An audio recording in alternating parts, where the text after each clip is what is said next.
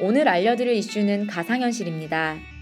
가상현실이란 실제가 아닌 가상의 환경을 경험하는 것을 말하는데요. 어떤 특정한 환경이나 상황을 컴퓨터로 만들어서 그것을 사용하는 사람이 실제로 그 상황이나 환경과 상호작용을 하고 있는 것처럼 만들어주는 인간과 컴퓨터 간 인터페이스라고 정의할 수 있습니다. 가상현실에 대한 관심이 급증하면서 시장 규모 역시 폭발적으로 성장할 전망입니다. 전 세계 기준으로는 내년 VR 관련 시장 규모가 67억 달러에서 2020년에는 700억 달러로 약 10배가량 증가할 것으로 전망되고 있습니다. 국내와 중국 시장이 차지하는 포션 역시 무시할 수 없는데요.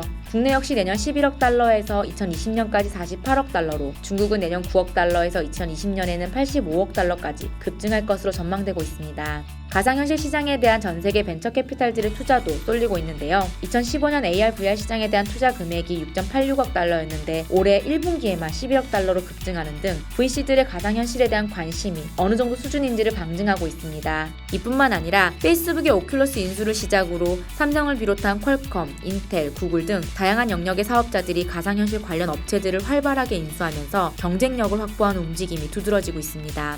올해는 MWC 2016 행사에서부터 가상현실 헤드셋들이 대거 출시될 것으로 예고되고 있는데요. 지난해까지는 개발자들을 위한 헤드셋들이 대거 출시되었다면 올해는 소비자용 VR 헤드셋들이 대거 출시되면서 VR 기기가 상용화되는 원년이 될 것으로 전망됩니다.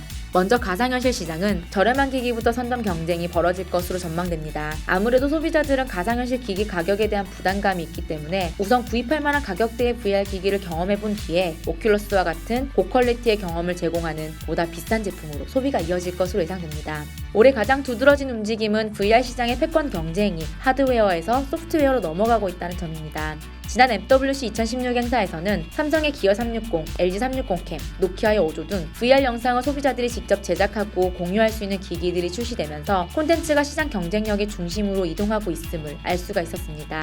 이뿐만 아니라 VR 콘텐츠 개발 솔루션도 다양하게 등장하고 있는데요. 퀄컴은 최근 VR 전용 SDK를 공개하면서 개발자들이 몰입감 있는 콘텐츠를 만들면서 전력 문제도 동시에 해결할 수 있도록 지원하고 있으며, 오큘러스나 모질라 등도 A-프레임이란 개발자 친화형 VR 콘텐츠 제작 툴을 공개하고 있습니다. 또한 유튜브는 VR 전용 콘텐츠를 검색할 수 있는 필터를 지원하고 있고 VR 360 채널도 운영하고 있으며, 중국의 유쿠나 IT를 비롯해 훌루, 넷플릭스 등의 스트리밍 사업자들도 VR 헤드셋에서 구현 가능한 동영상을 준비하고 있고, 오큘러스는 삼성 기어 VR을 위한 소셜 기능도 런칭하는 등 분주한 움직임을 보이고 있습니다. 이렇게 VR이 적용되는 영역으로는 게임이나 동영상, 영화를 비롯해서 여행, 커머스, 스포츠, 포르노, 테마파크, 저널리즘, 의료 등 다양한 영역으로 확장되고 있습니다.